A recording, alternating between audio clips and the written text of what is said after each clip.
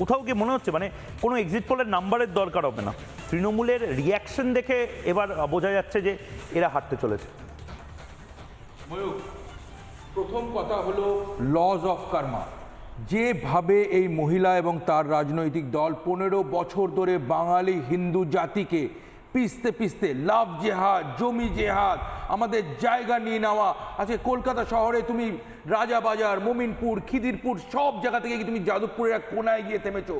যে পাপের ঘোড়া ওদের পূর্ণ হয়েছে, বাঙালি হিন্দু একসাথে হয়ে এক জায়গায় তোমার স্যাঁকড়া টুকটুক আর কামারের এক ঘা, সেই ভোট পড়েছে এই ভোট বাক্যে।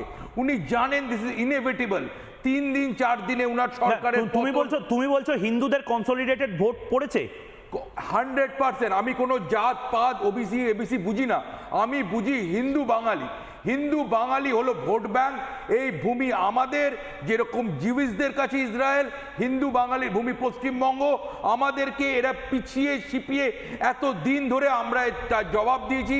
উনি জানেন আমি লোকে এটাও অনেক বলছে, আমি সূত্রের কথা বলছি না, যাদের স্বপ্ন ছিল মিনি পাকিস্তান গড়া, তারা গোপনে বৈঠকে বলছে 100 যদি পার করি অনেক লাকি হব। দুটো জিনিস মাথায় রেখো, আমি বলছি না আমার সূত্রের কথা, বাট মনে রেখো ময়ূর, দুটো জিনিস হতে চলেছে। নেক্সট 1-2 দিনে প্রচুর ফাইল কিন্তু সরানো হতে চলেছে নবান্ন থেকে। আর ভোটের খুব কাছাকাছি প্রচুর লোক তুমি দেখবে বাংলাদেশে পলায়ন করতে চলেছে। এই দুটো জিনিস কিন্তু মাথায় রাখবে।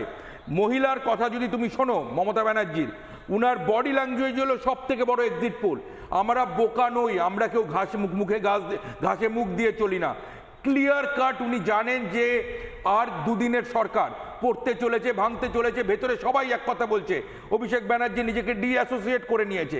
কিভাবে অ্যাটলিস্ট এবার নাটকও শুরু হয়েছে এবং লোক খেপানো শুরু হয়েছে। ইলেকশন ডেটে বসার লোক হবে না খুব নির্দিষ্টভাবে। আমি অরিন্দমদার কাছে যাব, জুদাদা এবং বাকিদের কাছেও যাব। আমি শুধু একবার আপনাদের থেকে আমি একটা জিনিস শুধু বলি ময়ূক, একটা জিনিস, আজকেও উনি মুখ্যমন্ত্রী, উনার তো উচিত ছিল বেরিয়ে এসে সুব্রত গুপ্তকে কনগ্রাচুলেশন করা।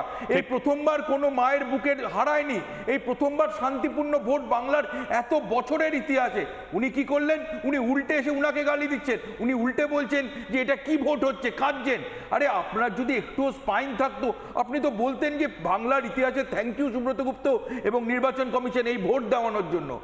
একবার আয়নার সামনে দাঁড়ান, বাঙালি হিন্দুর যে পাপ, যে কর্মফল, আপনি কোথায় পালাবেন? নানা ধরনের কন্টেন্ট দেখার জন্য লাইক করুন, শেয়ার করুন আমাদের ফেসবুক পেজ, সাবস্ক্রাইব করুন আমাদের ইউটিউব চ্যানেল। পাশাপাশি অন্যান্য ব্রেকিং নিউজের জন্য অবশ্যই চোখ রাখুন রিপাবলিক বাংলায়।